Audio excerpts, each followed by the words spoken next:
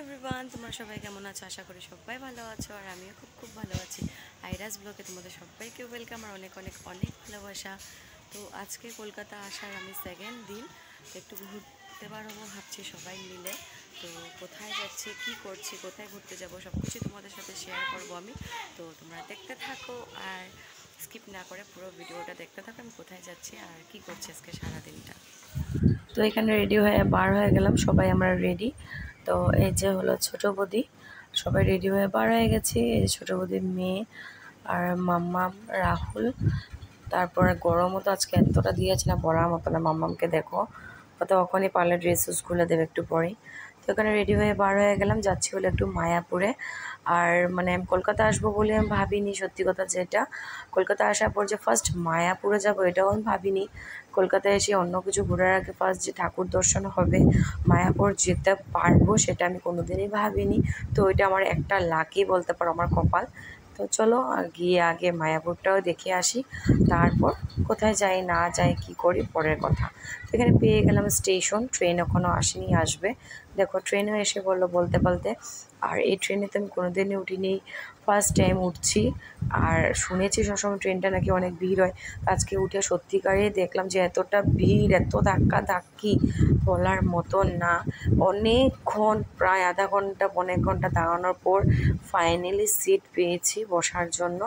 তো এখানে বসে আমি বসলাম, তো পেয়ে যাব। অনেকক্ষণ লেগে যেতে, 1 ঘন্টার উপরে লাগে। মায়াপুর, মানে মায়াপুর না, ঠিক জানিও না এখন কোন স্টেশনে নামবো। ওইখান থেকে আবার অটো বা টোটো নিতে হবে। তো এখান থেকে 1 ঘন্টা লাগছে স্টেশন পেতে, তারপর তো যাই না। তারপরে এই যে টোটো ধরে স্টেশন থেকে পেয়ে গেলাম ঘাটে। এখানে নাকি আবার নদী পার হতে লাগবে। তো আমি তো এসব কিছুই জানি না, এখানে আসার পর দেখে দেখে যাচ্ছি কি হয় কি না, আর ভিডিও করে করে যাচ্ছি যাতে আমি তোমাদের সাথে শেয়ার করতে পারি। তো এখানে পেয়ে গেলাম ঘাটে। ঘাটে আসার পর টিকিট কেটে নিল নৌকাতে ওঠার জন্য। তো নৌকাও একটু পরে ছেড়ে দেবে, চলে আসবে, এখন আসেনি। তো আমরা এখানে নামিয়ে দাঁড়ালাম, অল্প সময় ভিডিও করলাম, ফটো মারলাম। এই যে নৌকাটা, সেই নৌকাটা করেই আমরা যাব। এখানে অনেক সময় দাঁড়াতে হলো, দাঁড়ানোর পর নৌকা চলে আসলো, তখন আমরা সবাই মিলে নৌকাতে উঠবো। যে নৌকাতে উঠে গেছি আমরা। এতটা রৌদ্রুর হিট না যে বসা যাচ্ছে না, একদম ডাইরেক্ট মাথা মধ্যে লাগছে। তো এখানে আমরা সময়, রৌদ্র লাগলো গরম লাগলো, কত দূর এসেছে যখন ভিডিও ফটো তো বানতা হ্যাঁ ভাই। তো এখানে দেখুন মাম্মাম গোলা দেখে জ্যাং করছে, গোলা খাবে। ওর তো মানে কি বলবো না, যা দেখছে ওর তাই লাগে। তো এই যে গোলা নিয়ে নিলাম মাম্মামের জন্য। তো মাম্মাম আর বৌদি মেয়ে দুজনের জন্য 2টা গোলা নিয়ে নিলাম।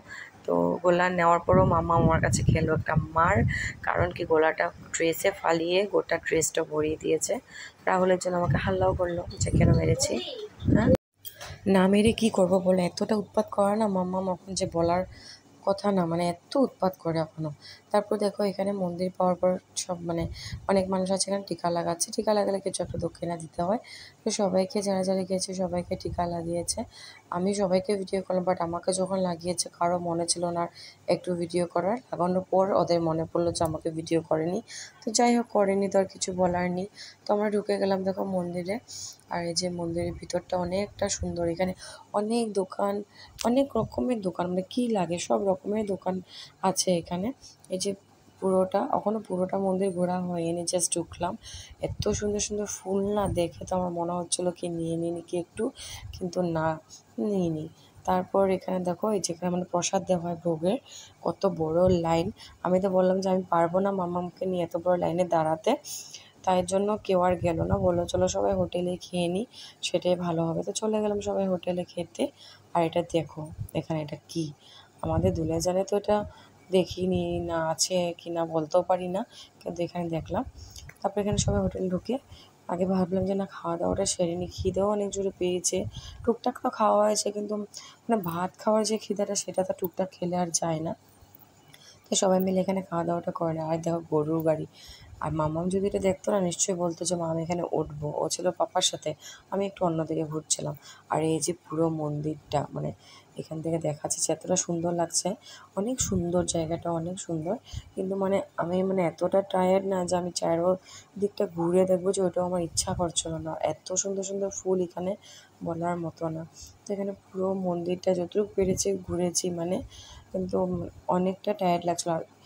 আজকে মানে এত গরম দিয়েছে যে বলার কথাই না, মানে তো এখানে অনেক সুন্দর এখানে কীর্তন হচ্ছে হরে কৃষ্ণ, খুব ভালো লাগছিলো এখানে অল্প সময় দাঁড়িয়ে আমি শুনলাম। তারপরে এখানে অনেক রকম ফুল গাছ লাগানো হয়েছে, সেসব কিছু একটু ভিডিও করলাম। এখানে অনেক মানুষ, অনেক মানে অনেক মানুষ, অনেক ভিড়, ভালো লাগলো। তারপরে এখানে দেখো কিছু এই যে কি দুধ মালাই, তারপর আরও কী কী জানি না, মানে আইসক্রিম টাইপের এগুলো বিক্রি করছে। তো মাম্মামকে আর দাদু নিয়ে দিল, মাম্মাম খাওয়ার সাথে সাথে আমরাও সবাই মিলে একটা খেলাম। তারপরে চলে আসলাম ঘাটে, আবার নৌকা পার করে ঘরের দিকে রওনা দেবো।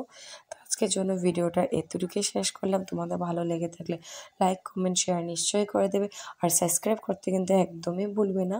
তো আজকের জন্য সবাইকে tata, bye bye, good night.